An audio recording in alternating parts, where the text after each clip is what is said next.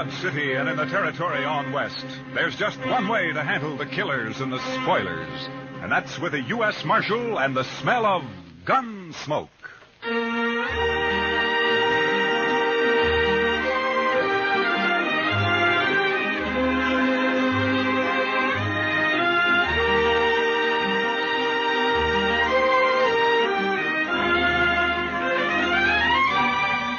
Gunsmoke, starring William Conrad. The transcribed story of the violence that moved west with young America. The story of a man who moved with it. Matt Dillon, United States Marshal.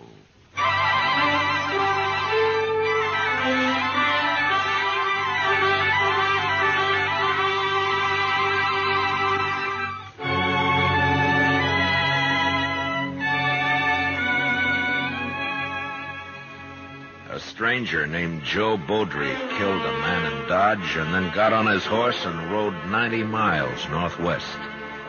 He made it across the Smoky Hill River before his horse played out and fell behind a small knoll.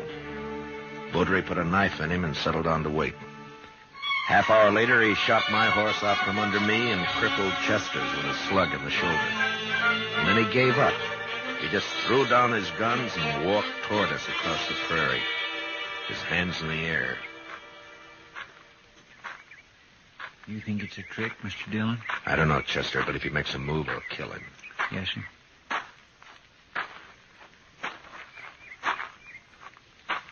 That's far enough, Beaudry. Now turn around.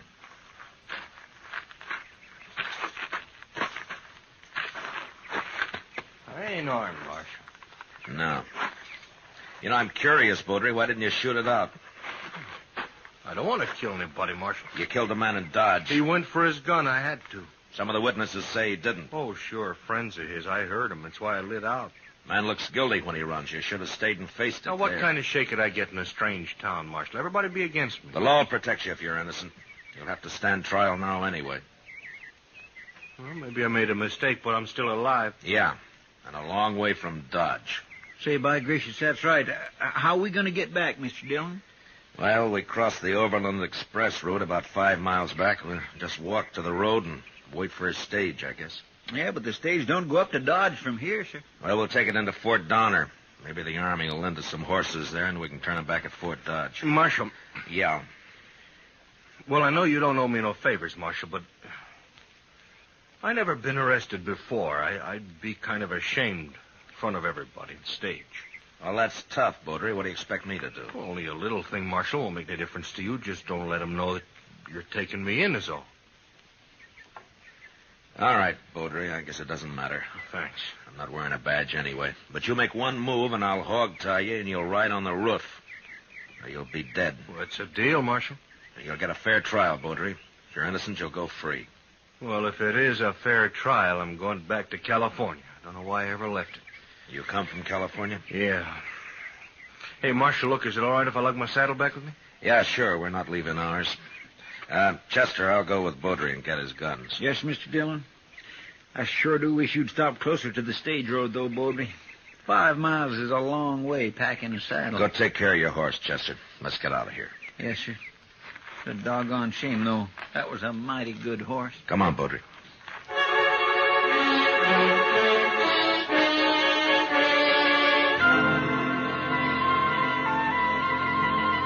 I sure hope the stage hasn't gone by already, Mr. Dillon. Why don't you get off your back and look down the road, Chester? Well, I declare. Looky yonder, it's a-comin'. And it's painted bright red, too, Mr. Dillon. Hey, what if they don't stop for us, Marshal? Road agents don't usually carry their saddles. The driver will notice that if he's awake. Driving a 6-horse hitch ought to keep him awake. Yeah, but not sober.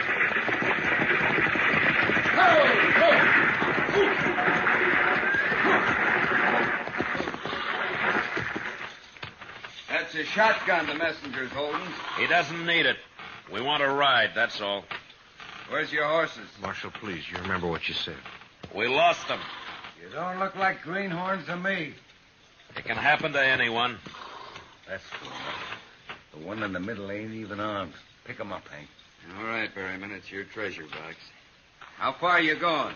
Fort Donner. It's about 60 miles to Fort Downer. You're crowding us. That'll be 15 cents a mile. 15 cents. How much is that, Mr. Dillon?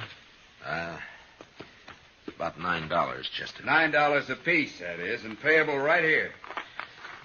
All right. It's high, but I can't argue with you now. Here you are. 20, 5, 6, 7. All right, mister. Get in. I don't know how the passengers are going to like this, though. You got room for a couple more in here? Anybody can't keep his horse ought to walk home. There's room for 2, maybe, but not 3. Oh? Take a look for yourself, mister. Yeah, I guess you're right. Chester? Oh, no, sir, I can't. I don't want Beaudry on top. You'll have to get up there, Chester. Well, I guess you're right, sir.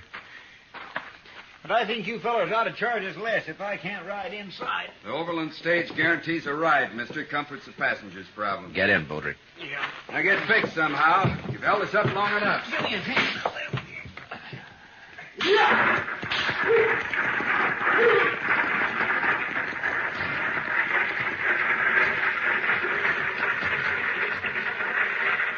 You don't look like a judge, mister. I'm not a judge. Well, you must be important somehow. We order these men around, and that fellow on top there calls you sir. Dillon? Well, let's just say that I'm sort of the boss of this outfit, mister. What'd you say your name was? I didn't say. It happens to be Dillon. Oh, I'm Zimmer. Old man here called himself Gant. My name is Gann. I ain't ashamed of it. And I don't give a long hoot what any of you call yourselves. Gant's kind of crusty, but he's sober. That's more than I can say for the other 2 here. They only wake up long enough to pull on that jug they got and get drunk enough to go back to sleep. Well, that's not a bad way to travel if your stomach can stand it, I guess. No, it ain't. Do it myself if I was younger. What business you in, Dillon? You ask too many questions, Zimmer. You ain't got no manners. Nobody's asking you, old man. Good. Then I don't have to listen to your gobbling. Now, listen here, Gant. Any more out of you, and I'll tear you apart. You can't spook me. I'm too old. 85, mister. Would you believe it? No, sir, I wouldn't. That's mighty old. You sure don't look it. I knew Meriwether Lewis, mister. Met him in St. Louis when he and Clark come back from the Pacific. Now who's doing all the talking? Leave him be, Zimmer. There's no harm in passing the time. Look, mister. You may be the boss of these other fellas, but you don't run me. Nobody's trying to run you. Just take it easy. Don't pay him no mind, Dillon. He's just nervous about something. What are you driving at, old man? We'll be at Monument Station in about an hour, Dillon. Spend the night there. Hope the chows improved. Last time I was there, all I had was fat pork. One passenger says, I never eat fat pork. So the cook told him, well, then just help yourself to the mustard.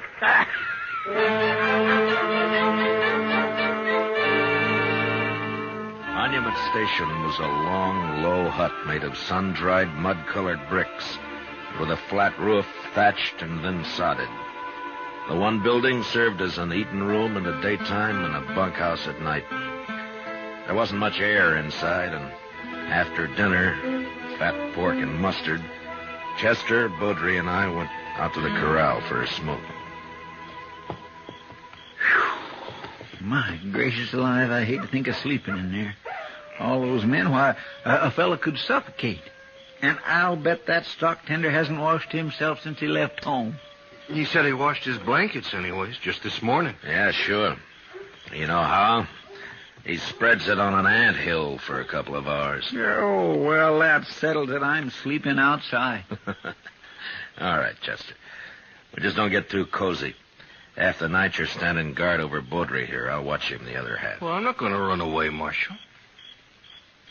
You ran once, Beaudry. All right, I'll tell you something, and maybe you'll trust me a little then. Tell me what? Would you like to know who Zimmer is? Zimmer? He that real testy fella? I don't like him at all. He's always on the prod about something or other. Wait a Just minute, little bit Chester. ago, Wait a minute. What about Zimmer, Beaudry? His real name is Chess Rhine. So? Well, at least that's the name was under his picture. Well, where was this picture, Beaudry? Well, in California, tacked onto a pole. Go on. Well, I think the reward was $500. Of course, I ain't certain. You sure it was his picture? Yeah, Marshal, I'm sure. Heard a lot of talk about him in Sacramento just before I left. What kind of talk?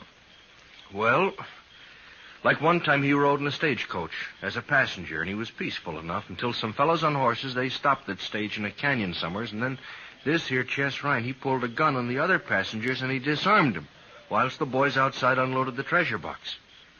They had an extra saddle horse along, and Ryan, he rode off with them. That's the way I heard it. Seems to me he went to a lot of trouble. Sometimes the passengers give road agents as much fight as the driver and messenger, Chester. They feel safe because they're inside. Yeah, and that's what Chess Ryan figured. What, are you going to arrest him, Marshal? I can't arrest a man without cause, Baudry. You may be telling the truth, but I don't know that for sure. I can check on Zimmer when we get to Fort Donner, but all I can do to Lynn's keep an eye on him. Well, this stage will be robbed long before it gets to Fort Donner, Marshal. Yeah, maybe, but not without a fight. Thanks for telling me, Baudry, and for your sake, I hope it's the truth. If it isn't, you're going to be in more trouble than you are now. All right, keep an eye on him, Chester. I'll be back in a few minutes. Yes, sir.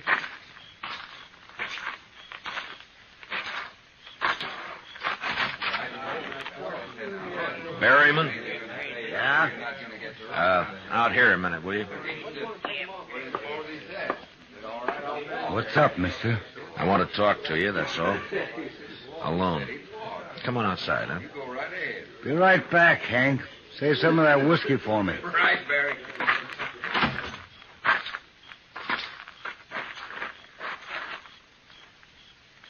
What's on your mind, mister? How long you been an express messenger, Berryman? 2 years? Not that it's any business of yours. Did you run into any trouble in that time? Some? Why? I just want to know if you can handle yourself, that's all. You want to find out? Look, Berryman, you know my name. It's Dillon. I'm Matt Dillon. I'm the U.S. Marshal out of Dodge. Dillon. Yeah, I think I remember seeing you there. Good. Now tell me this. You carrying much in that treasure box of yours? The messenger who brought it as far as Pond Creek said it was $50,000, unsigned currency mostly. Mm-hmm. Something up, Marshal? Well, maybe. Tell me, what's the best place for a holdup between here and Fort Donner? Well, Willow Bend, I expect. Man on a horse could keep hidden there till we were right on top of him. All right, tell the driver to whip those horses through Willow Bend as fast as they'll go. Chester will be on the roof to help you, and I'll sort of organize the passengers inside. Well, now, if there's going to be a holdup, Marshal, you Well, should... I don't know, but we'll play it safe. And, by the way, Berryman, don't let on inside there about this, huh? Or, who I am. All right? Okay, Marshal. Thank you. Good night, Berryman. Night, Marshal. Oh, Marshal, Yeah? we got a jug of station whiskey inside if you want a drink. I don't think it'd do much good. I've heard of that stuff freezing solid on a cold night.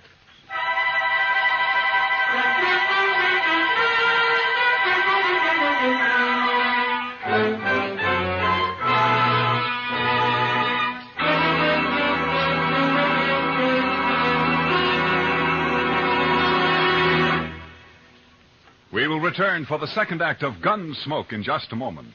But first, backing up the great CBS Radio News Team election night will be Univac, the new electric brain operating for the first time to bring you faster, more accurate, more complete election night totals.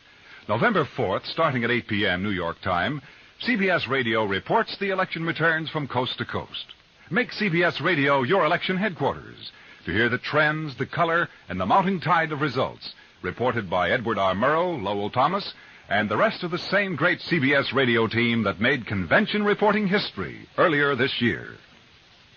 Now, the second act of Gunsmoke.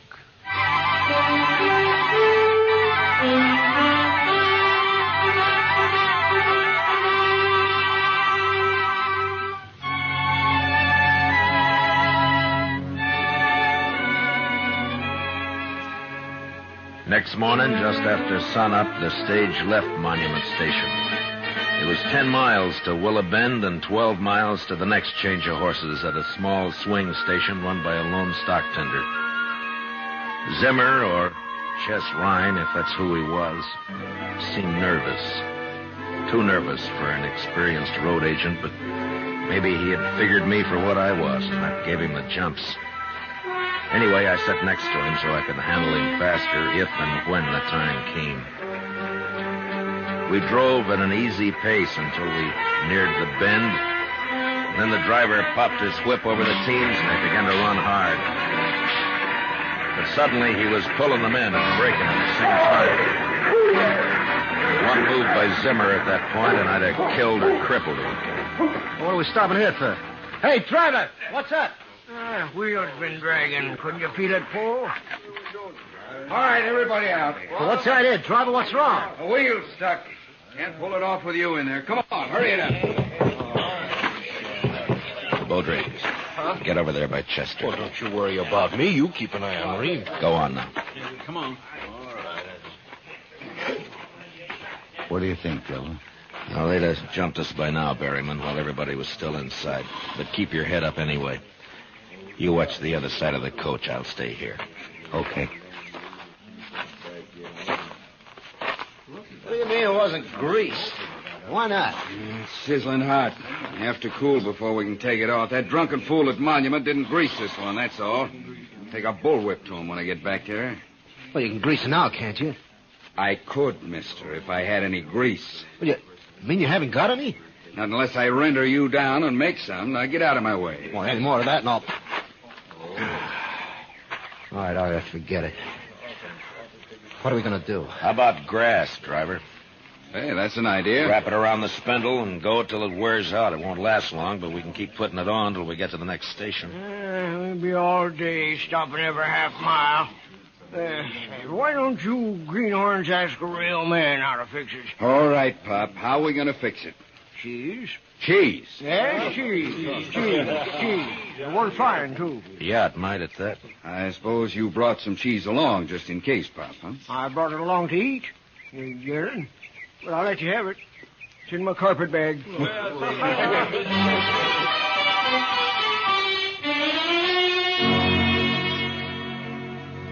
Old Gant's cheese worked fine, and we left Willow Bend without more trouble. I began to figure Baudry for a liar, but he just sat there, staring out at the prairie, and said nothing.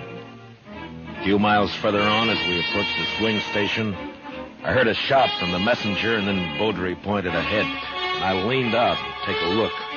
The station was a small one-room adobe hut with the usual corral at the rear, but there wasn't a horse in sight.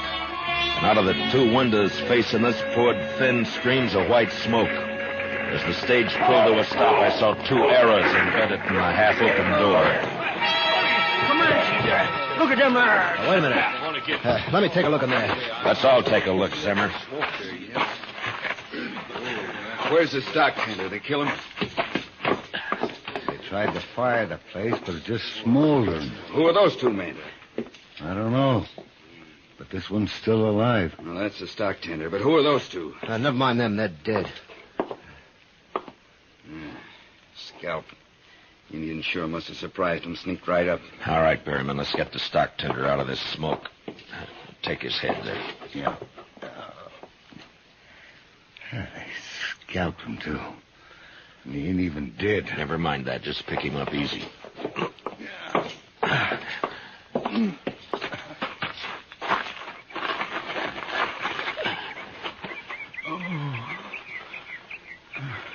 It's all right, fella. Stage is here. Indians, Comanches, they scalped me. Never even heard them. Ask him who those other men were. What were they doing here? Leave him be. The man's dying. Water. Give me a drink. Chester, get the water bag. Yes, sir. Can't you let the man alone, Dillon? Scalped 3 men and stole the horses. That's Comanches for you. Here's the water, sir. Oh, thanks. Here, fella. Here now. Take a drink. There we go. Road agents, those two, they held me up. They said they'd hide till the horses were unhitched. And then hold up the stage. Had a partner on the stage to keep the passengers out of it. What was his name? Their partner, I mean. Put my head down, mister. It's bubbling over. The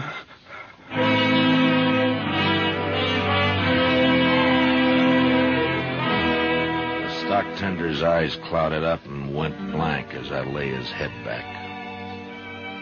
And then there was a scuffle behind me, and before anybody could move, Zimmer grabbed Gant, and using him as a shield, he walked backward toward the stage.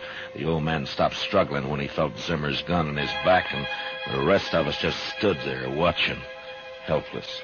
First man draws a gun, Gant'll die. You gave yourself away, Chess Ryan. Take it easy, man. Take it easy. This fool's nervous. Shut up.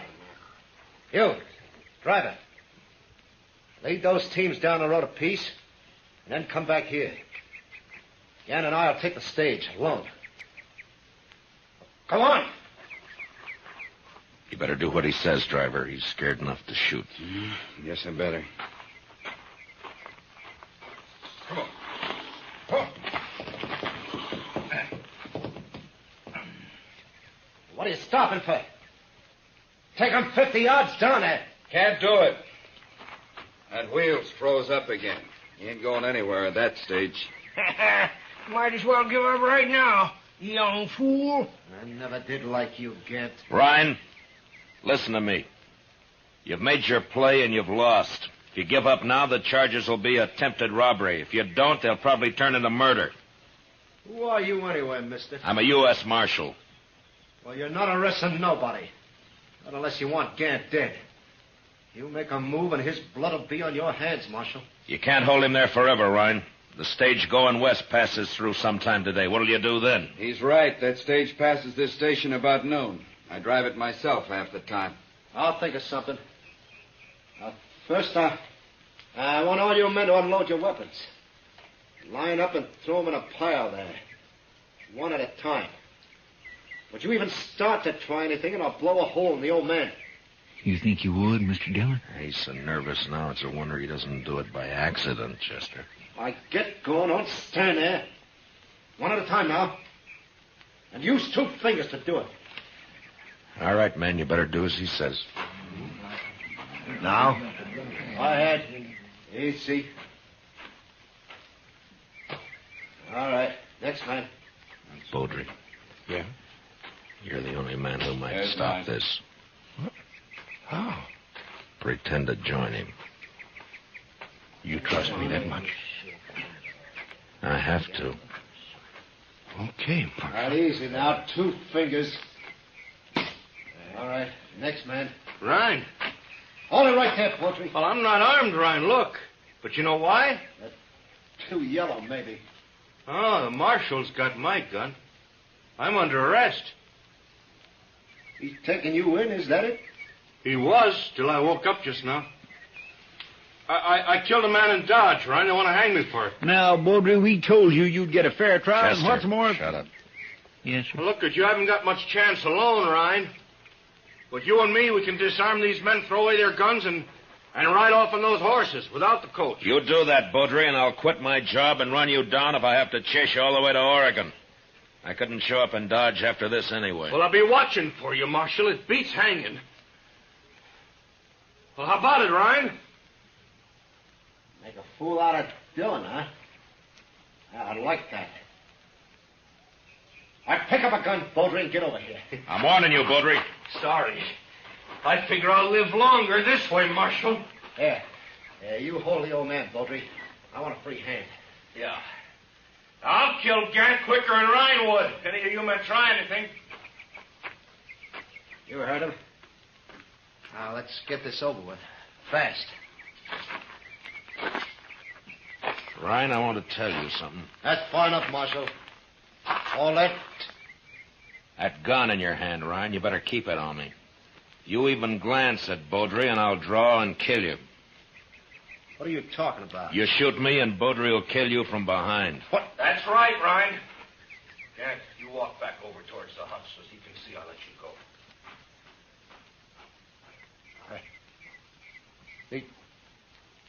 He'd trick you, too. But I can still kill you, Marshal. Yeah, that's right, Ryan. You can still kill me. But I'm paid to die. I settled that in my mind when I took this job. It's only a matter of time. But what about you, Ryan? You ready to die? I can't do this. I'm doing it, Ryan. I'm doing it now. I'm going to walk right up to you, and you're going to give me that gun. Stop, Marshal. Don't. Your spine if you shoot, Ryan.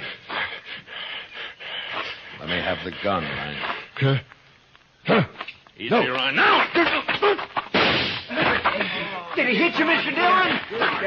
No, he waited a second too long. Worked, Marshal. By golly, it worked. Yeah, you did fine, Baudry. I'm going to remember it. Yeah. Now, give me back that gun. You still gonna take me in? Of course. No, that don't seem fair, Dillon. I'm only a marshal, Baudry, not a judge. Oh. I'm not sure I wouldn't rather die right here. Wait, Baudry. Now, I'll testify at your trial, and I promise you it'll be a fair one, but that's all. Now, give me the gun. You don't make it easy, Marshal. My job's to bring you in. Any way I can get you there. Dead or alive, huh? That's right.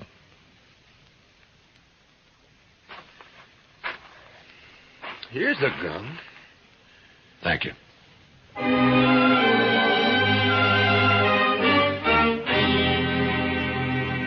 The next day, I turned Chess Ryan over to the Army at Fort Donner. The colonel wanted credit for sending him back to California, and I wanted to be rid of him. Took us 3 days to ride back to Dodge. On the way, we got to be real good friends with Joe Baudry. I wouldn't let him have his gun back. But even so, he managed to supply us with antelope steaks every morning. I made him borrow Chester's gun.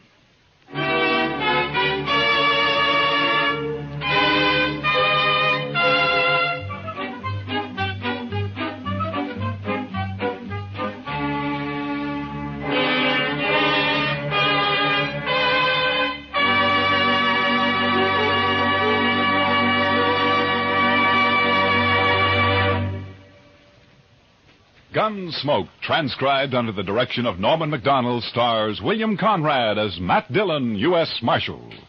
Tonight's story was specially written for Gunsmoke by John Meston, with music composed and conducted by Rex Corey.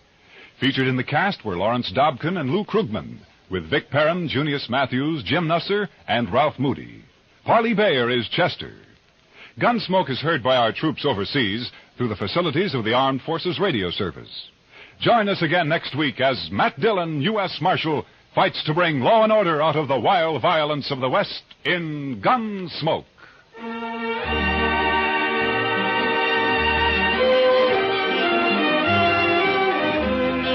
Thousands of acres of timber are afire in the Midwest, New England, Far West, and Southern areas. This is a word of warning to all who may be in or near woodlands. Take every precaution to avoid setting fires with cigarettes, matches, campfires. Timber is vital to America's defense. Human lives and property are at stake, too. Hunters especially are urged to exercise caution. Any further damage may result in suspension of the hunting season indefinitely. Clancy Cassell speaking, and remember Edgar Bergen and Charlie McCarthy open fire on your funny bone Sunday nights on the CBS Radio Network.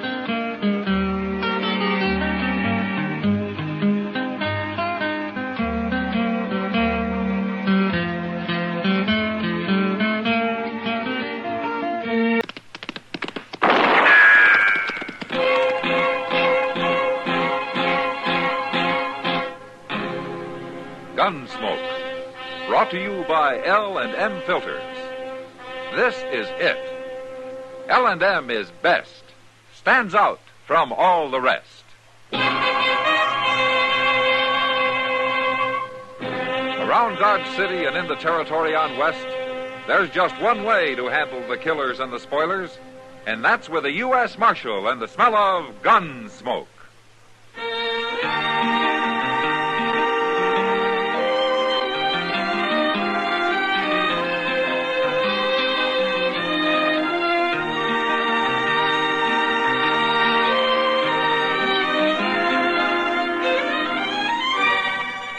Gunsmoke, starring William Conrad. The transcribed story of the violence that moved west with young America. And the story of a man who moved with it. I'm that man, Matt Dillon, United States Marshal. The first man they look for and the last they want to meet. It's a chancy job, and it makes a man watchful and a little lonely.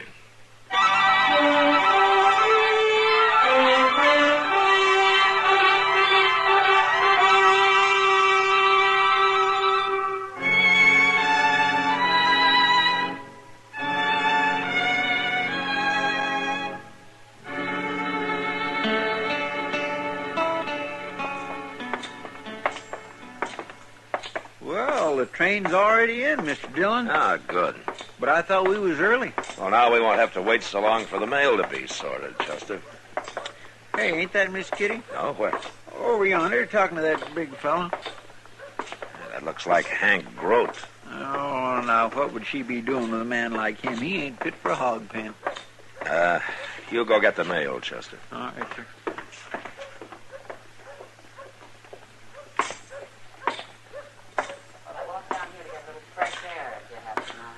I'll walk back with you. You will not. Why not? You'll kill the air around you, Grote. I'd suffocate. Well, now, you can't talk to me that Take way. your hand off her. What? Oh. What are you nosing in for, Marshal? You're lucky he is. I was about to jab this parasol in your eye. That'd be just like one of your kind. Get out of here, Grote. Go on, before I kill you. You mean it, don't you? You would kill me. It's a good thing you're wearing a gun, Marshal. And you better go on wearing it, too.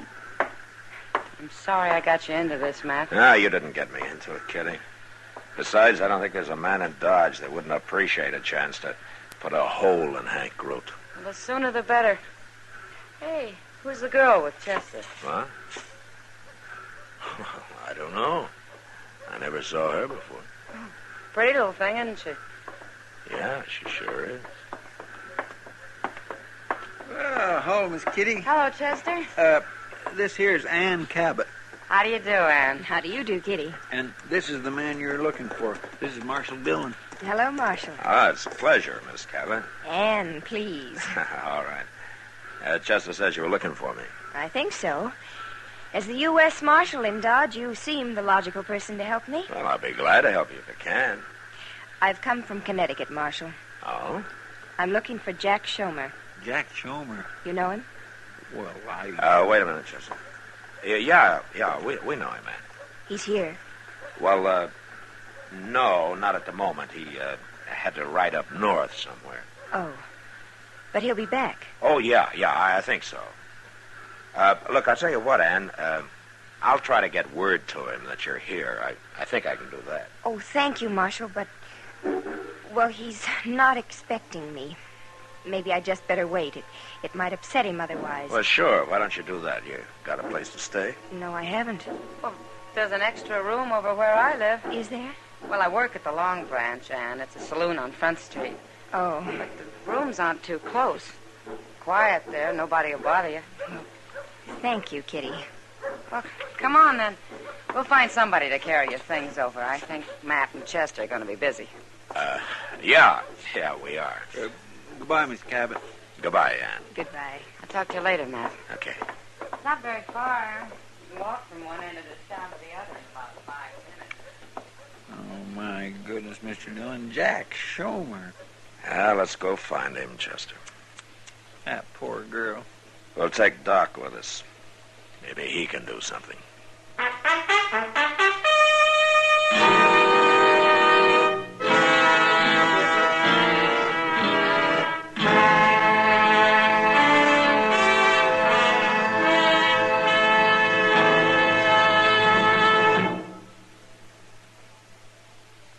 This is it, L&M filters. It stands out from all the rest.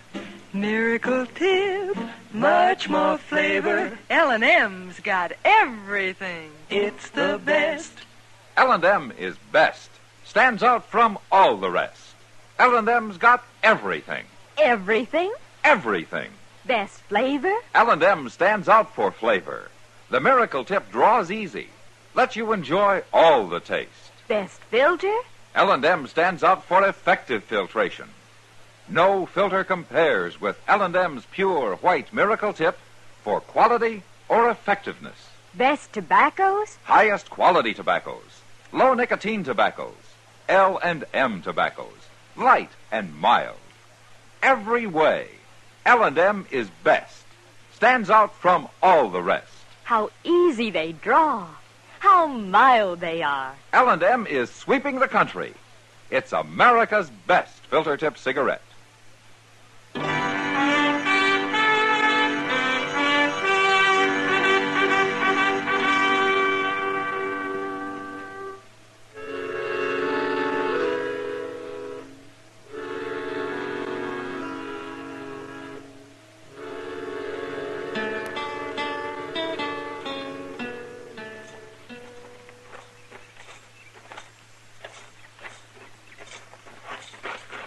That is the meanest-looking shack I ever saw, Matt. I don't know how even a man like Jack Schmer can live in that. Well, he doesn't care much how he lives, Doc. Well, at least he's got water handy. What with the whole Arkansas River running right past his door. What would Schmer use water for, Chester? Oh, to wash, maybe. Wash him? Now the door's open. Schmer. Hey, Schmer. It's Marshal Dillon. What are you doing here, Marshal? Yeah. All right, let's go inside. Doc? Chester, I better get up. Now, you don't have to get up. Just sit back on the bed. Maybe. How are you feeling, Schmer? I got the shakes, Doc. Bad. Oh, well, we'll fix that. Well, what are you doing here? I don't understand. Don't worry about it, Schmer. We'll explain it to you when your head's clear. Well, what do we do first, Doc? Take this jug of corn outside and smash it. Oh. Here you are, Chester. You can do No, that. what are you doing? No, never mind. It ain't very full. You can't do that. That's my liquor. I'm going to get a pot of coffee going, Matt. While I'm doing that, you and Chester take him down to the river. Down to the river? They're going to throw you in and let you soak a while, Schmer. No, I'll drown. Don't worry, Schmer. We'll put a rope on you. All right, come on. Let's get it done.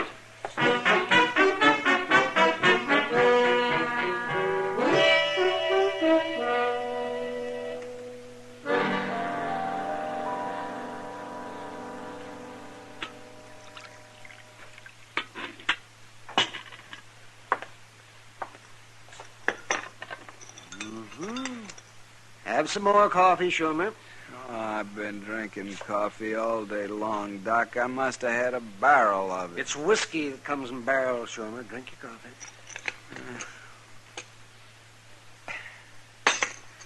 I'm floating.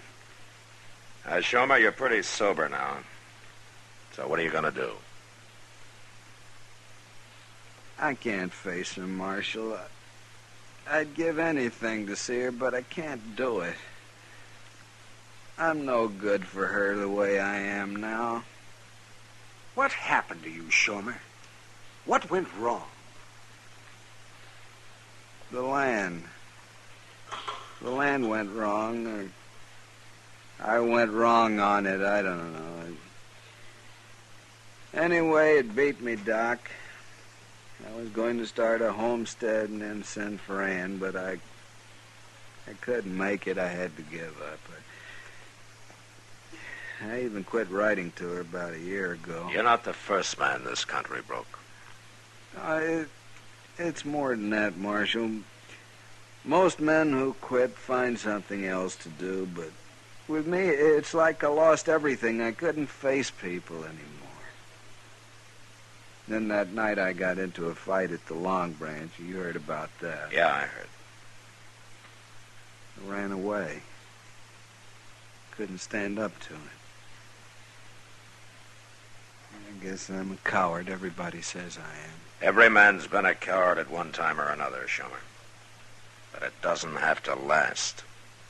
It It's lasted with me. How could I face Ann knowing I'm a failure and a coward to boot? Well, you can prove you're not a coward just by going to see her. Try it. Women have a way of understanding these things. Well, I don't know, Doc. All right, Schmer. We'll tell her you're in the horse trading business. That's why you're out of town. But you'll have to tell her the truth. If you see her. I'm only half a man. Well, it's up to you. You think on it. But don't take too long.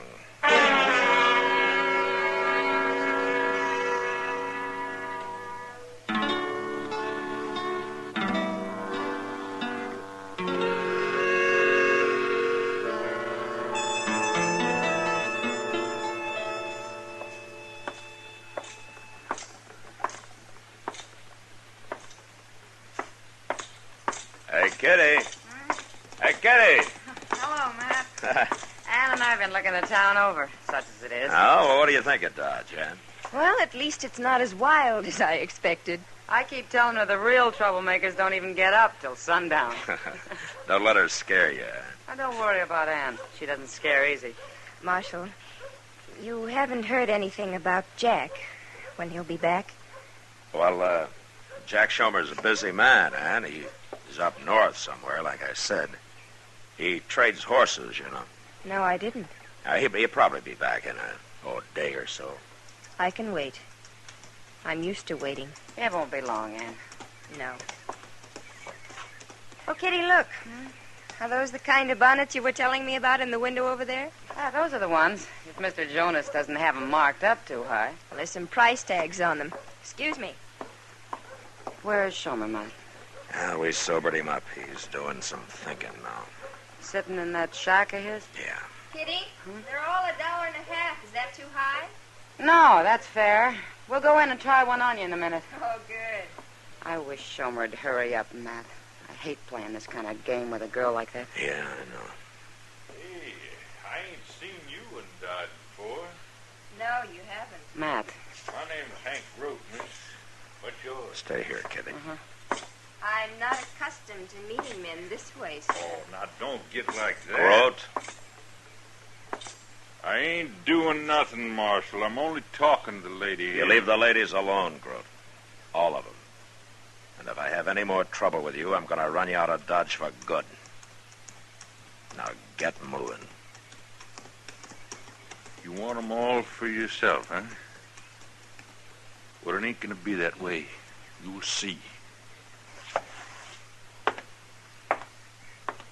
Thank you, Marshal. I'm afraid they're not all gentlemen out here, Ann. When are you going to get around to shooting him, Matt? If I'm going to stay out here, I guess I'll have to learn to handle men like that. Well, you won't run into anybody worse than Hank Grote, Ann. No, and if he bothers you again, Ann, you let me know. Right away, huh? I certainly will, Marshal. Okay. Now you two go buy your bonnets, huh? Goodbye, Marshal. Goodbye, Matt. Goodbye.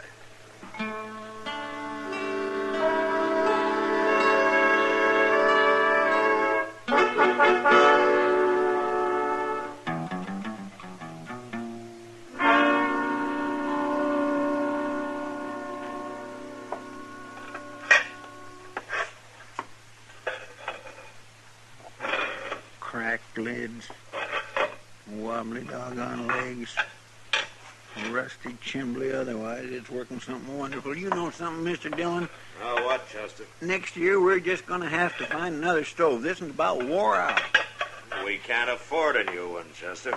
Well, what about one of them hay burners? They're cheap. It takes 2 men and a boy to keep a hay-burning stove going, you know. Well, I know, but well, Miss Kitty. Hello, Chester. Matt. What's the matter, Kitty? I can't find Ann. What? We had dinner at Delmonico's tonight, and then I had to go to work. Ann was going back to her room to do some sewing and things, but she isn't there. I don't know where she is. Well, how do you know? Have you been there? I broke a heel off my shoe, and I went over to get a different pair. I stopped by her room, and she's not there. That isn't like her, Matt. Well, you go back to work, Kitty. We'll look for her. Come on, Chester. You better find her. Yeah, we'll find her. Let me know, Matt, will you? Sure, of course I will, Kitty. Where are we going to look, Mr. Dillon? We'll go to the house first, Chester. That's where she was headed. Kitty's awful upset, ain't she? Yeah. Kitty takes a liking to somebody. She's kind of a tiger about him. Yes, sir, that sure is true. I hope nothing's happened to Ann. Maybe she only went for a walk or something. Yeah, maybe. But a woman shouldn't go for a walk at night alone, should she? No. She might get lost or something. Yeah. Ought to stay indoors at night, unless she's with somebody. That's right, Chester. It's too dangerous in a place like Dodge. You don't never know what might happen, do you? No. Hold up a minute, Chester. I don't see nothing. On the ground over there, just out of that patch of moonlight. Oh, my goodness.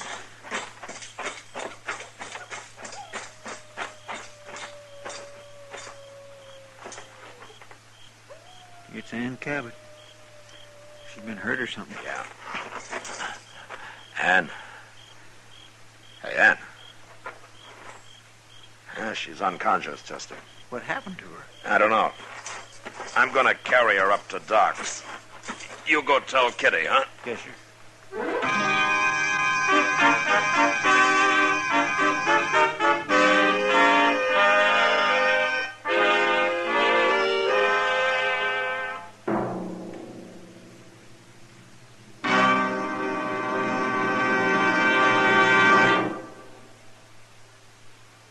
I've got L&M. I've got L&M. I've got L&M. And L&M's got everything. Best filter. No filter compares with L&M's pure, white, miracle tip for quality or effectiveness. Best flavor. The miracle tip draws easy. Lets you enjoy all the taste. Best tobaccos. Highest quality tobaccos. Low nicotine tobaccos.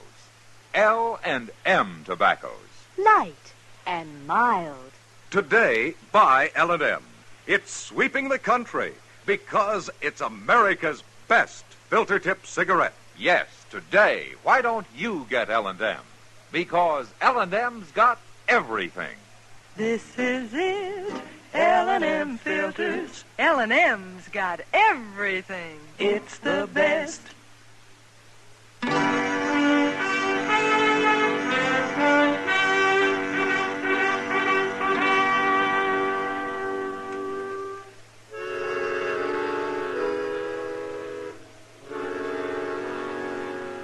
Ann was still unconscious when I got her up to Doc's.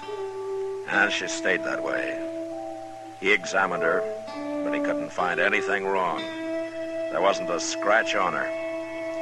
Her hair was mussed up some, but we figured that happened when she fell. Kitty and Doc spent the night watching her and waiting. But at noon the next day, Ann was still unconscious. And there didn't seem to be a thing anybody could do about it. Chester and I stayed out of the way and did our waiting downstairs in the office.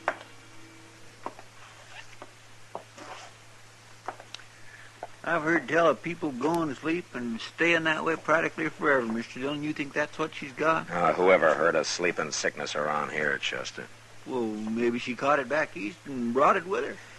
Well, I don't know about back east. Marshal? Well, what do you know? Well, come on in.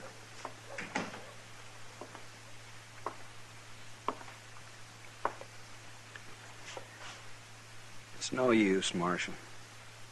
What? I came to tell you I can't do it. Oh? I'm going to go away. Maybe you can tell her I got killed or something. No, I haven't been drinking. Not a drop since you and Doc and Chester came down there. Schmer, there's something. Matt, I wanted to tell you that... Yeah, what is it, Doc? Well, Jack Schmer. Hello, Doc. It's a good thing you're here, Schmer. What? He doesn't know about her yet, Doc. Oh, no, what? We found Ann lying unconscious on the street last night, and she's been that way ever since. She came to a few minutes ago, Matt. Oh? She say anything? Yes. It seems Hank Grote stopped her and tried to talk to her. She slapped him, made him so mad he hit her. What? He must have done it with the flat of his hand. But it gave her a concussion. He's a mighty powerful man. Hank Grote hit Ann? I'll go get him, Doc. Well, wait a minute, and I'll go with you, Mr. Dillon. I just want to lock the door out back here. All right. I saw Grote going into the Texas Trail next door. Oh, good. I'm going back to Ann. She's in bad shape. Yeah, Doctor. Mr. Dillon, can you give me a hand out here? Yeah, I'm coming, Chester. Because the door is warped, Mr. Dillon. You'll have to shove onto it so that I can get it locked. Okay.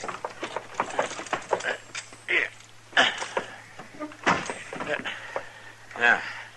There it is. I got it. You know, we're going to have to build a new door one of these days. That one sure ain't much. Hey, where'd Schmer go? I don't know. Mr. Dillon, my gun's gone. What? My 6 gun. It was on the cot here just a minute ago. Are you sure? Of course I'm sure. Schmer must have taken it. Him? What for? To go after Hank Grote with. Come on.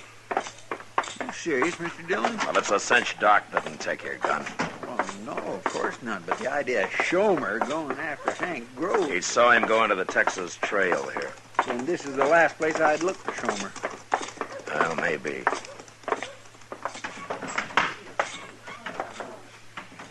There he is. Talking to Grote over there at the bar. That gun in your belt don't scare me, Schmer. You're a coward. Everybody knows it. Maybe I've been a coward long enough. Wait a minute, Chester. I'm not carrying a gun. That proves you're a coward, Schmer. I'll get rid of the gun. I'll slide it down the bar. There. Now will you fight? You were a fool to do that. I'll kill you now. I'll kill you with my bare hands. Come on, I'm not afraid. All right, hold it. Now, you stay out of this, Marshal. It's my fight. Not anymore, Schmer. Grote's under arrest. He's my prisoner. What are you talking about? And are you coming, Grote? Yeah. I'm coming.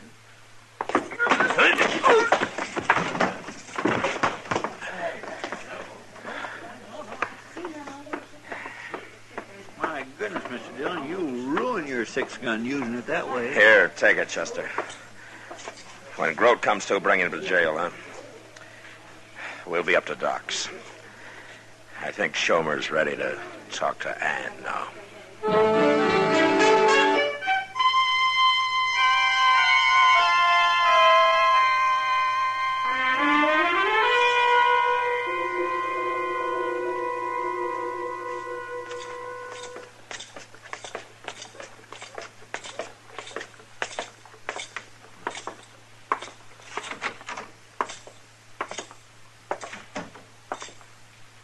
You wait here, Schmer.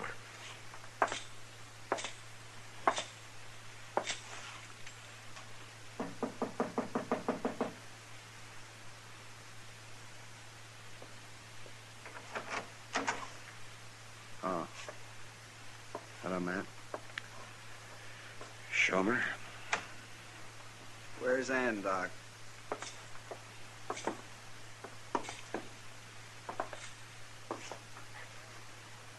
She's in the back room there. I've got to see her.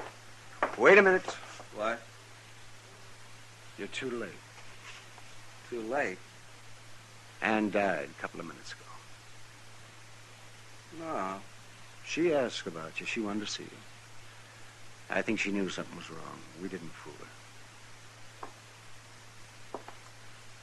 her. They should have come here first. Instead of going after Grote. Maybe. Might have helped. Didn't prove anything, did I?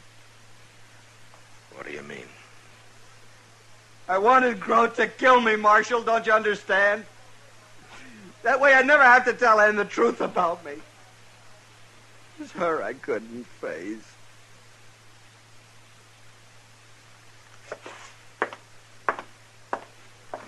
Where you going, Schmer? Where do you think, Doc? You're going to get a drink.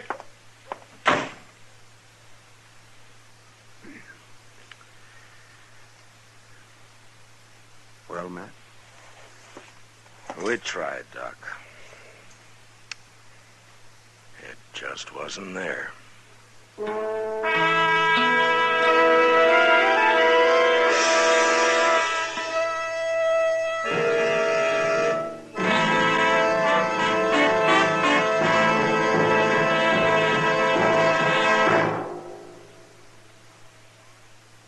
And now our star, William Conrad. Thank you, George. Mild and plenty quick on the draw. That's L&M for you. And the pure white miracle tip on the business end of every L&M filters out everything but the taste of the world's finest tobaccos. All you have to do is pick up a carton of L&Ms and you'll see what I mean. L&M stands out from all the rest. And to you, our listening audience, for selecting Gunsmoke, the favorite mystery adventure program of the year. The results of this audience annual poll appears in the current issue of TV Radio Mirror.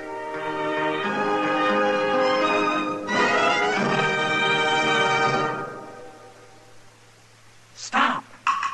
Start smoking with a smile with Chesterfield. Smiling all the while with Chesterfield. Put a smile in your smoking, just give 'em a try. Light up a Chesterfield, they satisfy.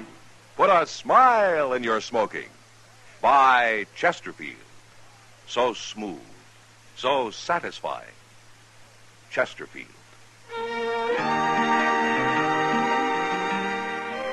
This is Alan Edwards speaking, and I hope you'll be with us when L&M Filters brings you a new form of dramatic TV journalism, Mr. Citizen. I'm the host, but you are the star. It's your program because it's the true story of you or your neighbor at a time of crisis, emergency, or inspiration.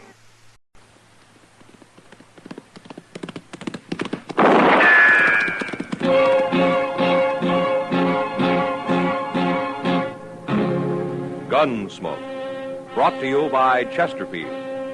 Chesterfield packs more pleasure because it's more perfectly packed, thanks to Accuray. They satisfy the most. Around Dodge City and in the territory on West, there's just one way to handle the killers and the spoilers, and that's with a U.S. Marshal and the smell of gun smoke.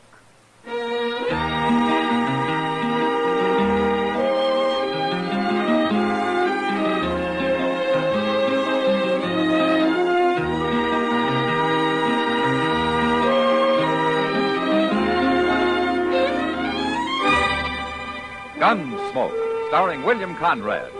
The transcribed story of the violence that moved west with young America. And the story of a man who moved with it. I'm that man, Matt Dillon, United States Marshal. The first man they look for and the last they want to meet. It's a chancy job, and it makes a man watchful and a little lonely.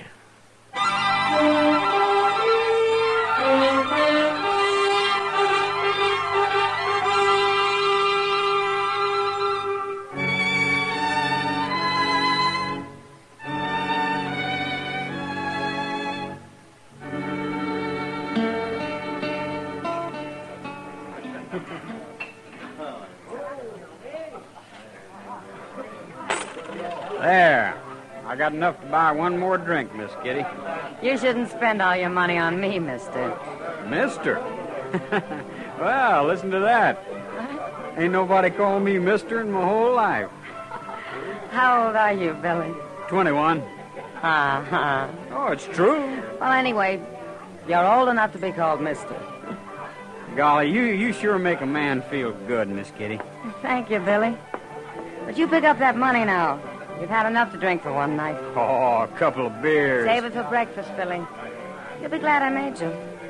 Now you ain't treating me like a man, Miss Kitty. There's no reason why she should, kid. Kitty, huh? You won't have no trouble treating me like a man, Kitty. Beat it, stranger. What are you horning in here for? Go on home to bed, kid. Let's you and me sit down somewhere, Kitty. talk it over a little. You wouldn't feel at home, stranger. Huh? There's no hog wallow for you to sit in around here. People don't talk to Joe Delk like that. Then Joe Delk had better go back to wherever it is he's got people afraid of him. Not here, mister. Not in Dodge. They'll be afraid of me in Dodge. You just don't know I'm here yet. Well, why don't you go let him know and leave us alone? She's asking you, mister. I'm telling him. You heard her. I'll take care of you in a minute, Kitty. As soon as I get this little blowfly off my neck. Yeah. This your money, kid? You leave that alone. Go on, go pick it up before you get into real trouble. I'll kill you for that. No, Ooh. Billy, he's a gunman. Can't you tell? I don't care what he is.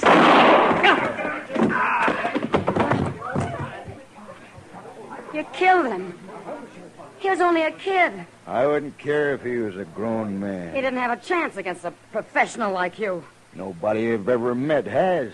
But now people begin to know Joe Delk's in town. I never heard of Joe Delk. Well, maybe not, mister, but you've seen what he can do. I didn't see it. Matt, that poor kid.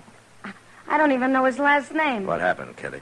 I'll tell you what happened, mister. He got to crowding me, same as you're doing right now. This is Marshal Dillon you're talking to.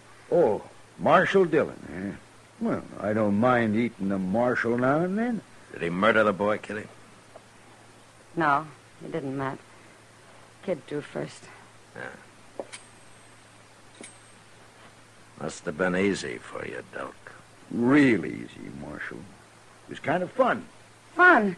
Killing that nice boy, fun? Yeah, taking my time that way. What are you doing? Give me my gun. You're not going to be needing a gun, Delk.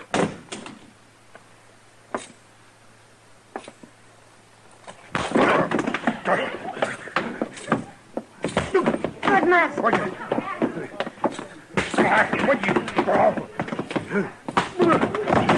God! He sure never expected that, did he? No gunman would, Kitty. But he's sure never going to forget it.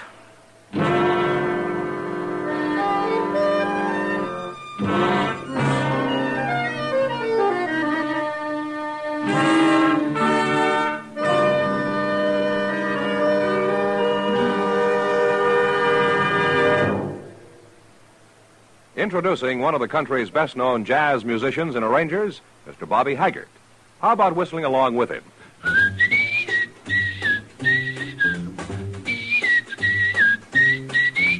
Packs more pleasure, packs more pleasure. Chesterfield packs more pleasure because Chesterfield's more perfectly packed. The more perfectly packed your cigarette, the more taste and mildness are released for you. Chesterfield, made by exclusive Accuray, has an open, easy draw that unlocks all the pleasure of fine tobaccos. Now, Accuray ensures an even distribution of tobacco from one end of your Chesterfield to the other. Chesterfield is firm and pleasing to the lips, mild, yet deeply satisfying. Chesterfield packs more pleasure because Chesterfield's more perfectly packed. To the touch, to the taste, Chesterfield packs more pleasure because it's more perfectly packed. By Chesterfield, mild, yet they satisfy the most.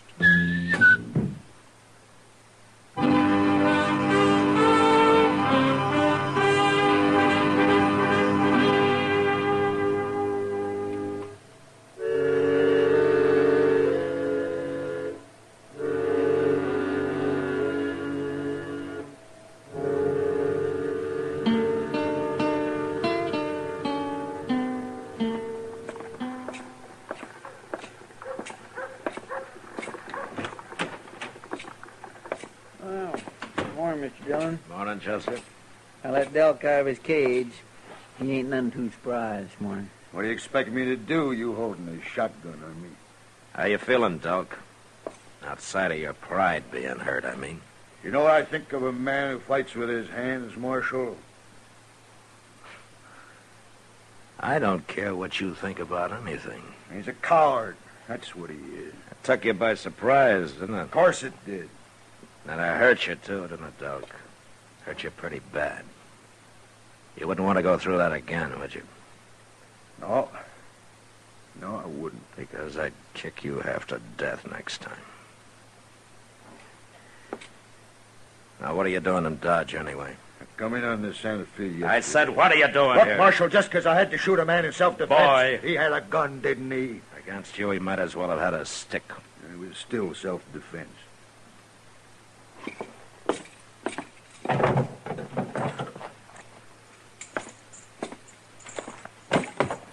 There. There's your gun belt. You turning me loose? Put it on. Okay.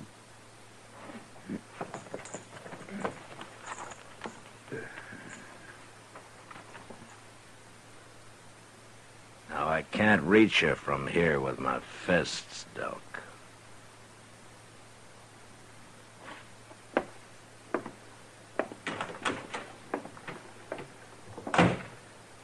My.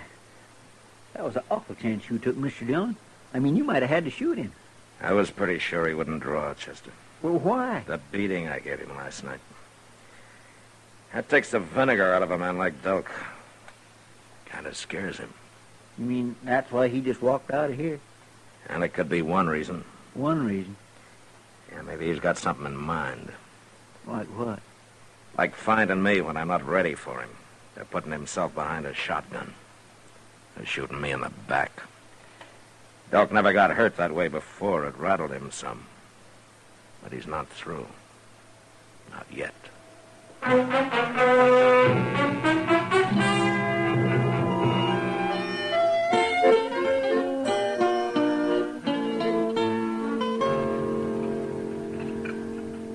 Can I borrow your spoon to stir my coffee, Matt? Ah, sure, Kitty. Thanks. Here.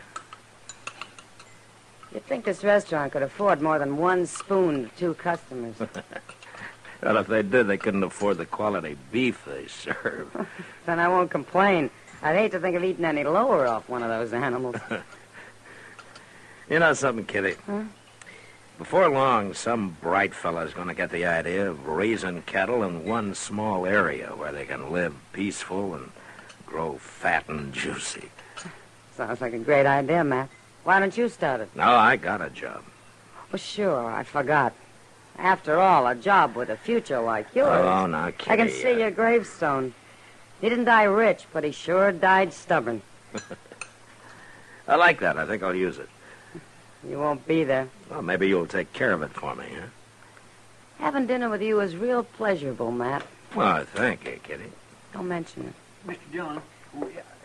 Hello, Miss Kitty. You sit down, Chester. Have some coffee with us. We ain't got time, Miss Kitty. Doc's going to be waiting outside any minute. Doc? He wants you to go over to the Dodge house with him, Mr. Dillon. Oh, what for? To see Joe Delk. Don't tell me somebody's finally shot that ape. No, it ain't that. He was over the Texas Trail drinking all day yesterday. He sent word to Doc he's sober now, but he's got the shakes and needs something to fix him up. Wolf poison might help. Oh, why does Doc want me along, Chester? Maybe he don't trust old Delk. Anyway, he says he won't go see him alone. Yeah, well, maybe he's right.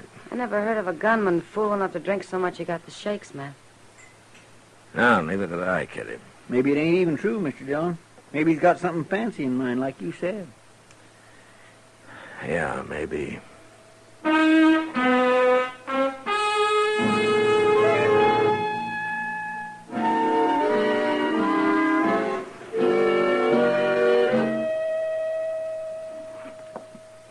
You wait down here, Chester. Yes, sir. What'd the clerk say, Matt? Top of the stairs, the fifth room on the left. Wouldn't surprise me if he's recovered by now. No, what do you mean? Yeah, it's been 2 or 3 hours since he sent for me. I didn't think it hurt him to live with his misery a while. Yeah, if there was anything wrong with him at all. No, I heard he'd been drinking yesterday. Jim Buck said he saw him over there. Man can make a show of drinking and still be sober, Doc. Yeah, if he's got a reason, you mean. Yeah. Hey, shh, wait a minute. This is the room. Wait a minute. Listen. Somebody's in there with her. No, it's just Delk. No. Get away. Don't hit me. Get away. Stop. I'll kill you. I'll kill you. Matt, it's locked. Stand out of the way, Doc.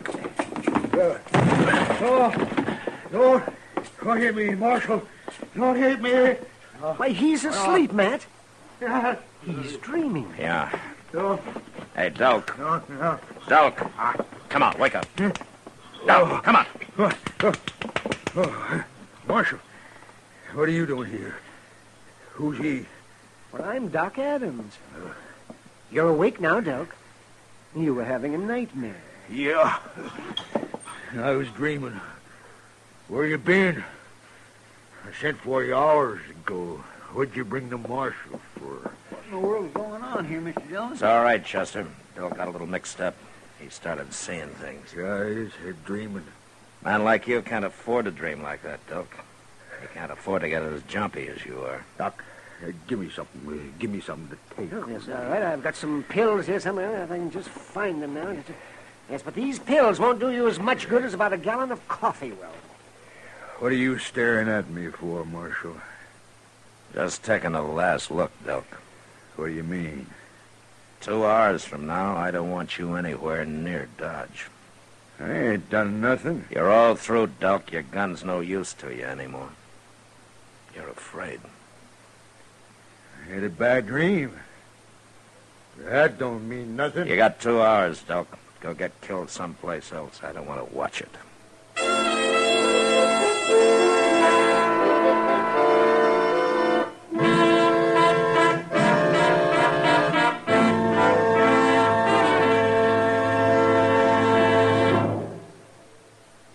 Where are you listening to Gunsmoke? In your favorite easy chair? Or out driving? Oh, there you are. In the kitchen. Say, you want to make whatever you're doing more enjoyable? Have a Chesterfield. Enjoy Chesterfield's better taste and mildness. You see, Chesterfield packs more pleasure because it's more perfectly packed. A more perfectly packed cigarette gives you an open, easy draw that unlocks all the better taste and mildness of fine tobaccos. And Chesterfield, made by exclusive Accuray, is more perfectly packed, with an even distribution of tobacco from one end of your Chesterfield to the other. Firm and pleasing to the lips, mild, yet deeply satisfying. Remember, to the touch, to the taste. Chesterfield packs more pleasure because Chesterfield's more perfectly packed. Buy Chesterfield. Mild, yet they satisfy the most.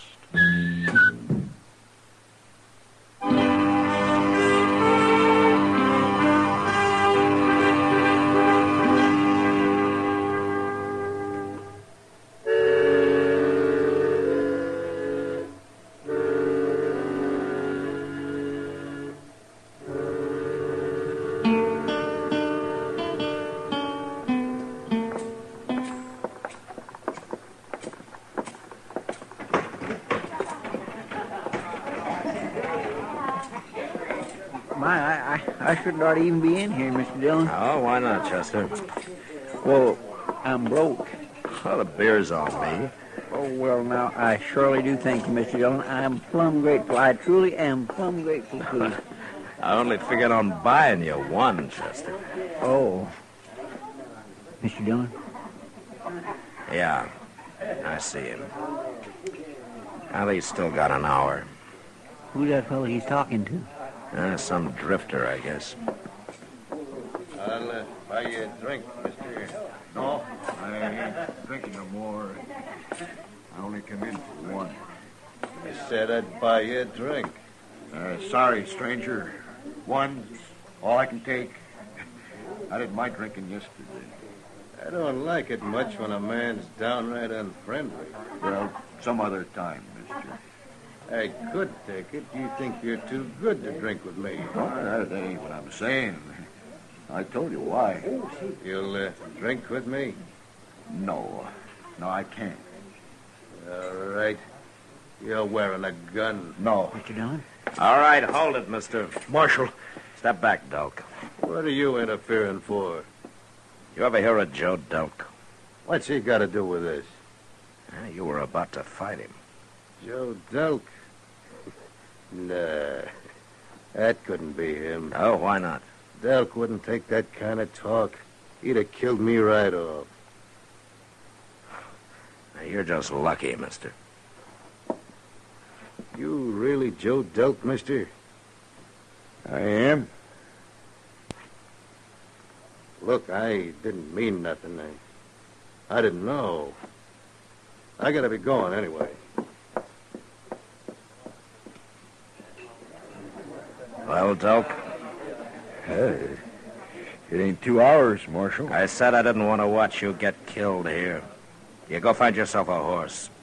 I'll be at my office for 30 minutes, then I'm going to come looking for you.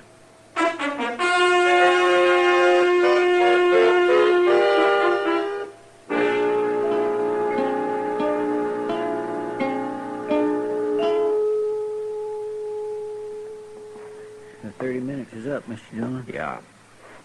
You reckon he's left? I hope so, Chester. I feel kind of sorry for him.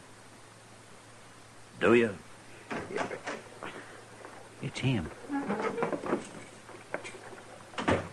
Now, just take it easy, Marshal. I ain't looking for trouble. I want to talk to you. All right, talk. You seen it?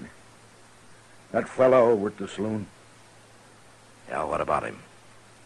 I backed down, Marshal. I was afraid of him. Don't you understand that? He was no gunman. Of course he would. Something's wrong with me, Marshal. Ever since that beating you gave me. What did you want to see me about, Doc? You gotta help me. Help you? I'm gonna take my gun off. I'm through gunfighting, but you gotta protect me. You gotta do it, Marshal. I'm sorry, Doc. There's nothing I can do for I'll you. get killed. There's men all over looking to kill me. You should have thought about that a long time Well, ago. let me stay here, Marshal. You tell everybody to leave me alone. I'll die if you don't. Doc, let me ask you something. How many men have you killed in your time? I don't know a lot of them. What difference? How many like that boy you shot down the other night? You're against me. You ain't gonna help me. No, I'm not going to help you. 'Cause you're a killer, Doc. You're nothing but a murderer.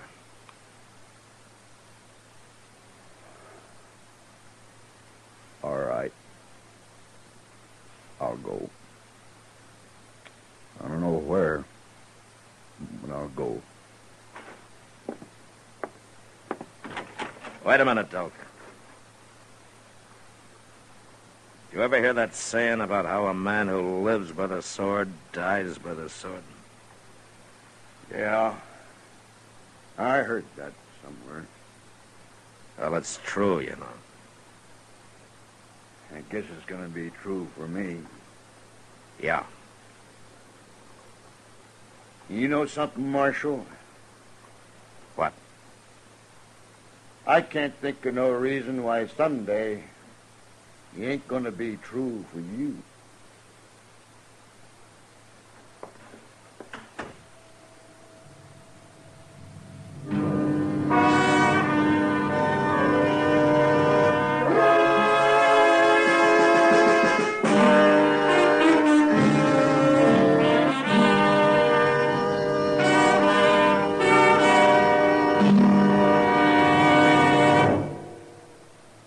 In a moment, our star, William Conrad.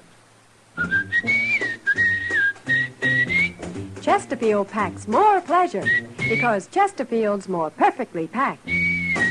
Chesterfield, made by exclusive Accuray, packs more pleasure because it's more perfectly packed.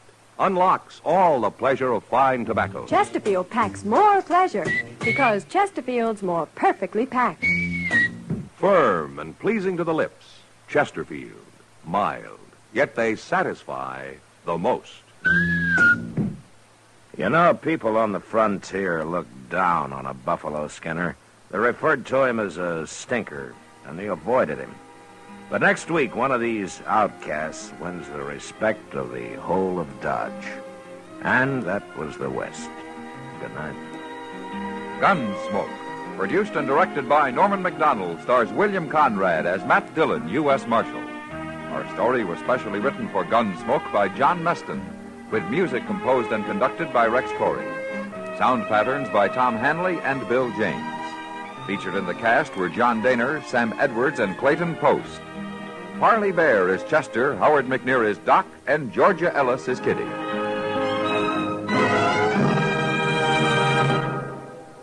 Smokers, this is it. L&M filters. So good to your taste, so quick on the draw. Make today your big red letter day, your L&M red letter day. Superior taste and filter, it's the miracle tip. Make today your big red letter day. Change to L&M today. L&M, so good to your taste. So quick on the draw. Get L&M today. Relax with L&M. So good to your taste, so quick on the draw. Join us again next week for another special...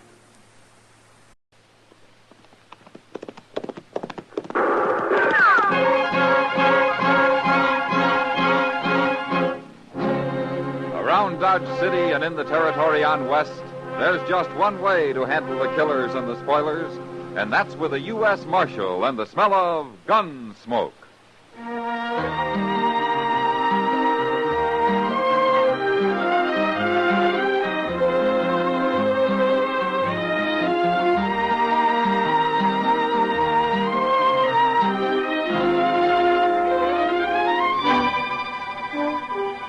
Gunsmoke, starring William Conrad. The transcribed story of the violence that moved west with young America. The story of a man who moved with it. Matt Dillon, United States Marshal.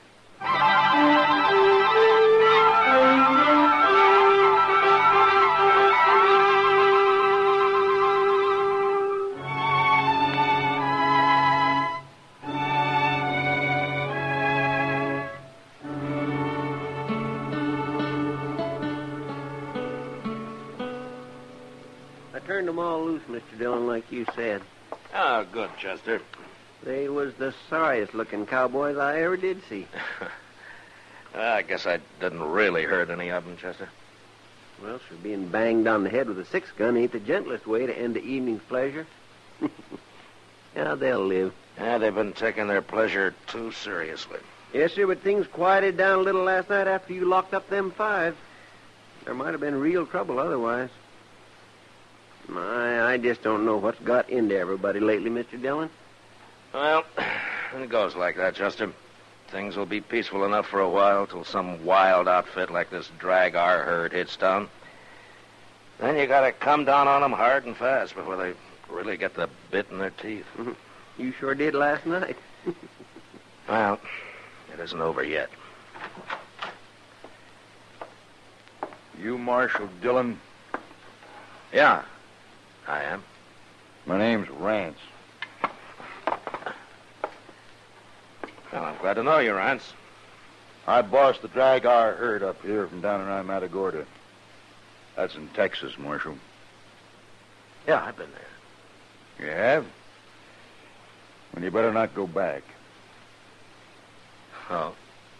We might give you the kind of welcome you're giving us. What's your complaint, Rance? Buffalo and my men. 5 of them come into camp this morning with blood in their hair.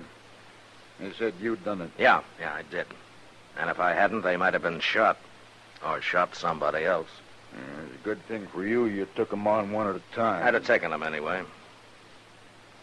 Look, Rance, this town was on the edge of a riot last night. I stopped it. And I stopped it without any killing. It's a man's own business. He wants to pull out his gun. Not around here, it isn't. Marshal, I can't ask men to come up the trail the way they do and take to drinking soda water and talking in whispers. What kind of a town is this, anyway? It's a good town. Now, you and your men can drink and gamble all they want in it. But they can't shoot the mirror off the wall at the Ala Fraganza, and they can't grab town women on the street. They can't break the bartender's arm in the Oasis, and they can't offer to shoot anyone that tries to stop them.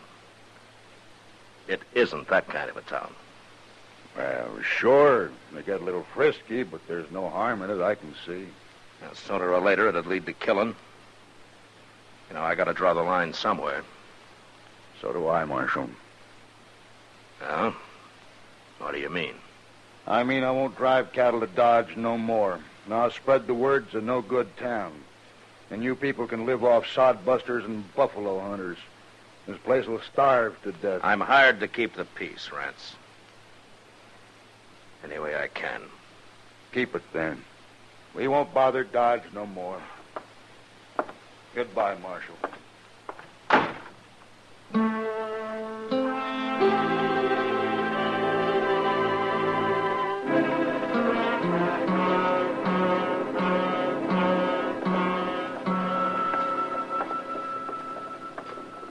You want me to go in with you, Mr. Dillon? No, Chester. You better wait outside. Okay, sir. What do you think they're up to, anyway? Well, Green told you it was a businessmen's meeting, didn't he? Yes, sir. And I expect they're worried about business. Here we are. I'll be out shortly. Yes, sir.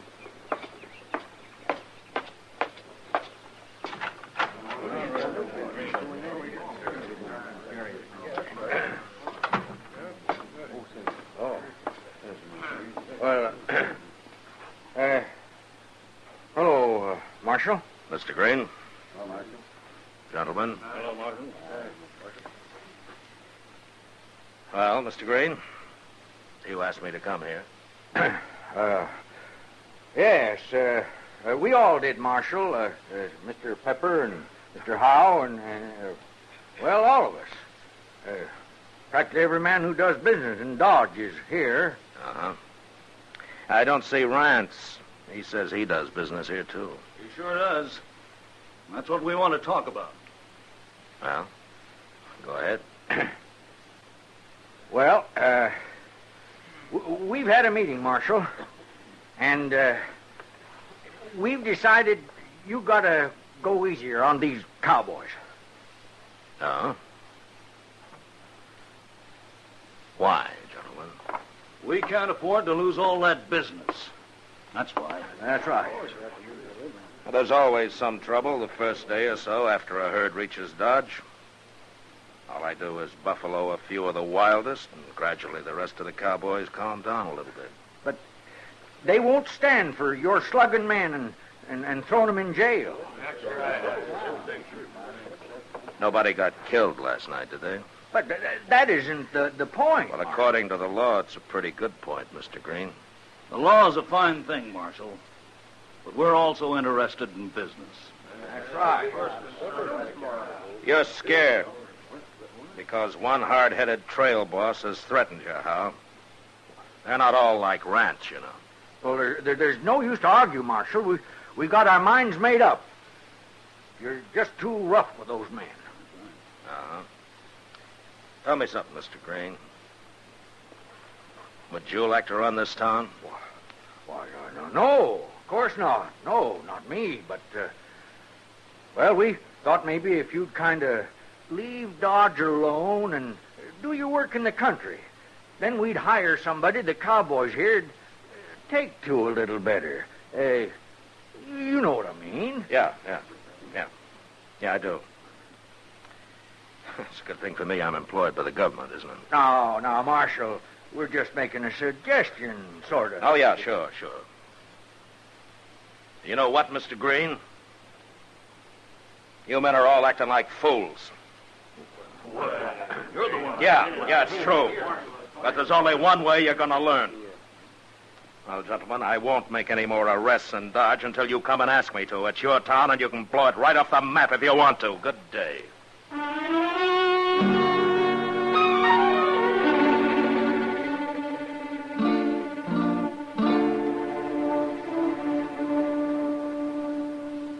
I got the mail, Mr. Dillon.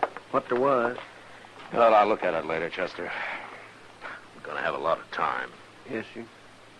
But you just wait till the word gets out that Dodge is wide open. There's going to be nothing but trouble. Yeah, maybe. But this is the only way I can handle it. They won't listen to me otherwise. Excuse me, Marshal. Well, what for? Well, I don't want to bother you none, but I thought I'd better come and see you. Well, you're not bothering me. I sure hope not. Well, what can I do for you? Marshal, you don't know me, but I've heard about you. Yeah, it seems like a lot of people have lately. I know. Marshal, Well, go ahead, mister. There's nothing to be afraid of. I'm the new constable. What? The new constable. They picked me. I had to take it, Marshal. I'm so broken all. You sound like you're apologizing. Well, I guess I am. Well, I didn't want you to be mad at me. I needed the money, and that's why I'm doing it. That's all right. Somebody had to take the job. I just didn't know they were going to call it constable. Well, they want it to sound as peaceful as possible, I guess. Yeah, sure. Well, what's your name, mister? Willard? Willard? Yes, sir. Willard Band. Ah. Well, where are you from, Willard? Well, sir, I used to be a cowboy, but then I got so fat and all.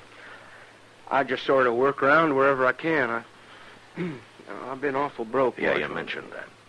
Yes, sir. How come you're not wearing a gun? Well, shucks, Marshal, I don't never wear no gun. I don't even know how to use one very good. Well, then you're a whole lot better off without one. I don't aim to get in any fights, Marshal. If there's any trouble, maybe I can just sort of talk 'em out of it. Yeah, maybe. Well, Willard, I wish you a lot of luck. Well, thanks. I got to be going now, Marshal. I'm on pay already. So long. So long, Marshal. So long, mister. So long. Oh, my goodness, Mr. Dillon. Yeah, I agree, Chester. They will ruin that poor fellow if he tries to stop him. He won't even raise his voice against him. But they sure might ruin Dodge.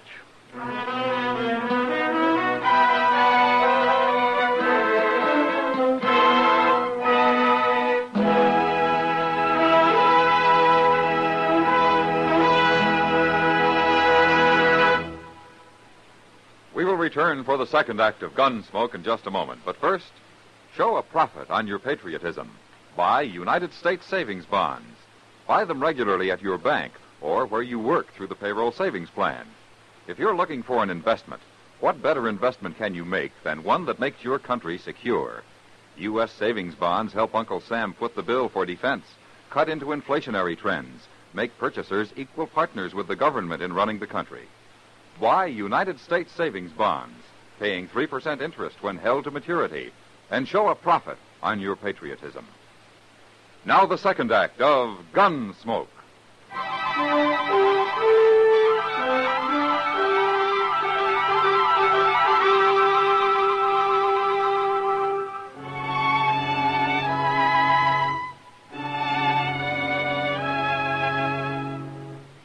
The government paid for my office and the jail behind it, so I stayed there.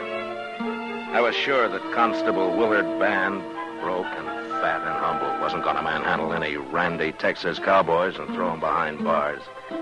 And the first 24 hours passed peacefully enough. The drag our outfit was busy moving their herd across the Arkansas and didn't get into town. But the next day, a new herd arrived. And that night, it seemed like all the Texas had come to Dodge. By midnight, no man, unless he was armed and ready to fight, should have been on the street. It was Doc who told us what it was like when he came into the office where Chester and I were sitting it out playing a little two-handed 21. Oh, it's a fine thing when the U.S. Marshal holds up in his office when men are getting shot up and knifed all over town. And I hope that's not true, Doc. It is true. I just come back from trying to save the second victim. The first one's already dead. Cowboys or citizens? Cowboys. If they'd have been citizens, I suppose those dunderheads would have been in here on their knees begging you for help. I don't want them on their knees. Oh, I know, Matt, but it's getting worse. Why, that last fellow, they wouldn't even let me bring him back to my office. They said he might as well die right there on the floor of the Texas Trail. They did? They sure did. And they ran me right out of there. They what? They took me by the arms and they half-carried me as far as the door. Oh, yes, but I called them everything I could think of while they were doing it. You think that man's dead yet, Doc? He will be soon, if I don't get into where I can work on him. All right, we're going over there and get him. Come on, Chester. Yes, sir. I told him I wouldn't make any arrests, and I won't. But nobody's going to stand between Doc and a wounded man.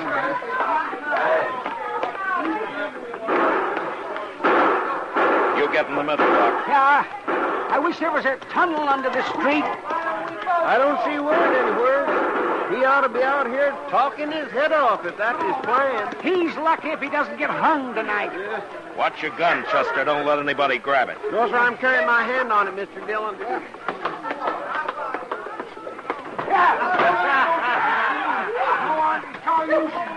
He's right over there, Matt.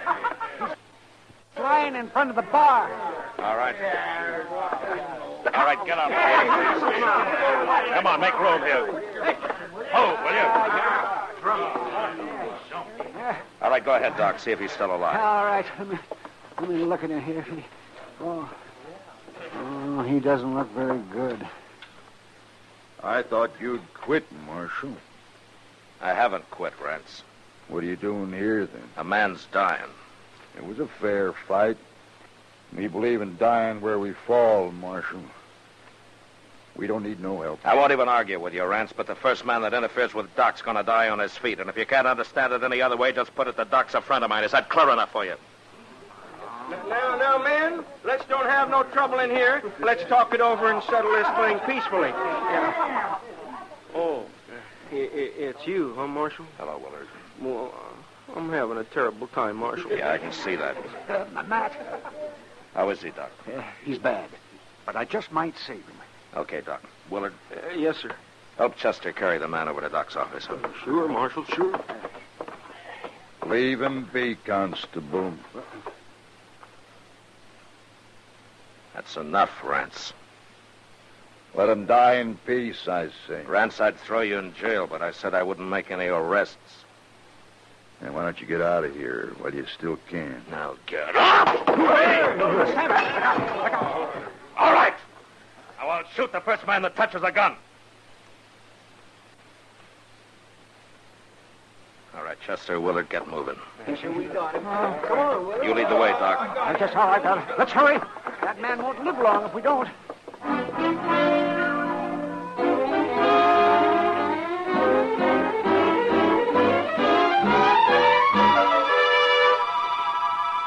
It's 2 o'clock in the morning and the crowd's thicker than ever, Mr. Dillon. Come over here and take a look. Yeah. Another hour and they'll really be out of hand. Yeah.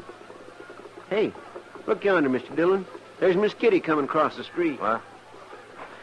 Wait here, Chester.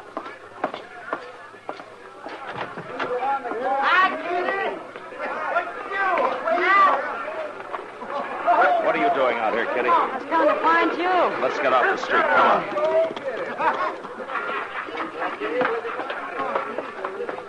Oh, phew. It's getting worse. Hello, Chester. Hello, Miss Kitty. You shouldn't have gone out in the street, Kitty. Oh, it's no worse than the Texas Trail. Then you ought to go home. I am. I'm all through till somebody put the lid on this town. That Rance is over there right now, Matt, getting drunk and calling for blood. There's been enough blood around here already. How is he, the one you got out of there? Well, Doc was down a while ago. Said he took the bullet out and he thinks he has a chance now. Oh, good. You say Rance is working up trouble? Yeah, he's trying. Guess he didn't take to your bashing him on the head. Well, it quieted things down for a little while, anyway. They sure got that poor constable treed. Willard, what's his name? He's a nice fella. I hope they don't hurt him none. When I left, they had him dancing on the bar. He looked about to cry. Well, that's harder on the bar than 'tis on Willard. He's about the one fattest peace officer I ever did see. He's going to be fatter than ever after tonight. Every time he opens his mouth to talk, somebody pours a glass of beer down him. It's sort of pitiful, Matt. Yeah, it's worse than that, Kitty. I know. That's why I got out of there. You can kind of feel when a crowd like that starts to get real mean. Gracious, listen to him out there. I'm not even staying in town tonight. I'm going out to Ma Snyder's. That's a good idea, Kitty. Chester, you go along with her, huh? All right, sir. I better stick around. All right, now. What's Mr. Green and Mr. Pepper and... Look at Willie. Fella beat me up. He beat me up bad. He certainly did. And Marshal, we come here to ask you... Wait a minute, Mr. Green. Chester, take Willard up to Doc's, huh? Yes, sir, I sure will. Come on, Willie. Thank you. And then come back here for Kitty. Yes, sir. All right, Mr. Green. You wanted to ask me something. You gotta stop, Marshal. Another man's been killed. Mr. Howe's brother. He caught a stray bullet out back of the Longhorn. I'm sorry to hear that. I wondered why Mr. Howe wasn't here. He told me to tell you that he'll trust your judgment from now on. We shouldn't have interfered, Marshal. But we're all behind you now, ain't we, gentlemen? You'll do something, won't you, Marshal? All right. It's pretty late, but I'll try. Thank you, Marshal. And I'll start with Rance. He's the worst of the lot. I'll go get him and throw him in jail. But before I go, I want every saloon keeper in Dodge to put out his lights and close up. Now, you gentlemen will have to pass the word for that. I don't want to be seen till I go for Rance. Oh, we'll do it, Marshal. We'll do it right now. All right, then get going before it's too late.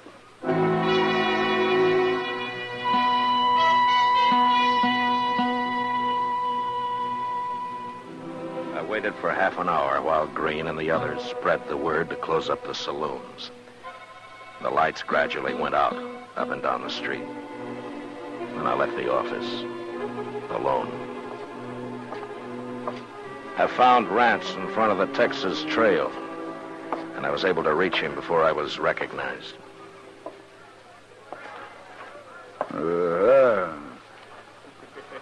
Marshal's back. Let's shoot him, man. You better get out of here, Marshal. We ain't in no mood to fool. Neither am I. The street's closed, Rance. Now go on back to your camp. He ain't going nowhere. It'll open up again tomorrow night. Now, you're welcome to come back then. There won't be no town by tomorrow. Yeah.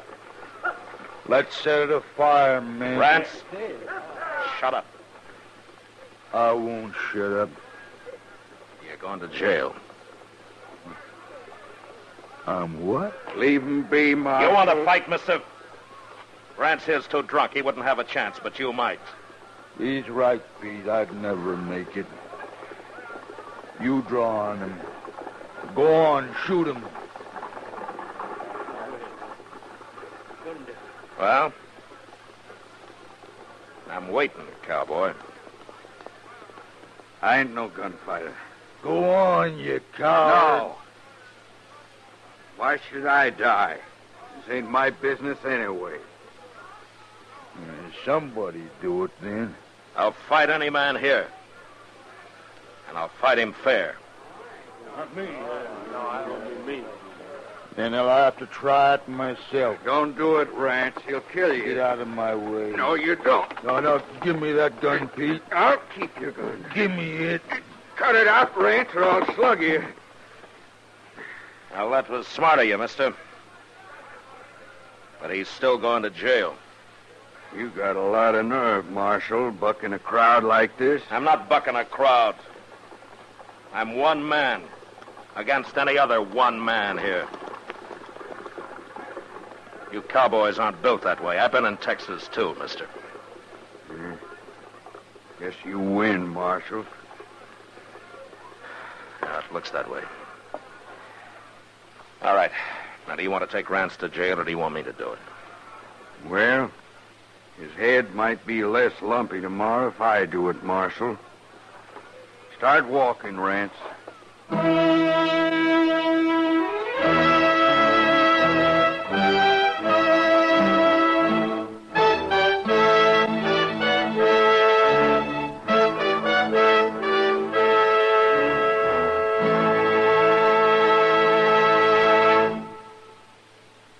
Gunsmoke, transcribed under the direction of Norman Macdonald, stars William Conrad as Matt Dillon, U.S. Marshal. Tonight's story was specially written for Gunsmoke by John Meston, with music composed and conducted by Rex Corey. Featured in the cast were Jack Crucian, John Daner, Joseph Kearns, Fred Mackay, and Vic Perrin. Harley Bear as Chester, Howard McNear as Doc, and Georgia Ellis as Kitty. Gunsmoke has been selected by the Armed Forces Radio Service to be heard by our troops overseas. Join us again next week as Matt Dillon, U.S. Marshal, fights to bring law and order out of the wild violence of the West in Gunsmoke.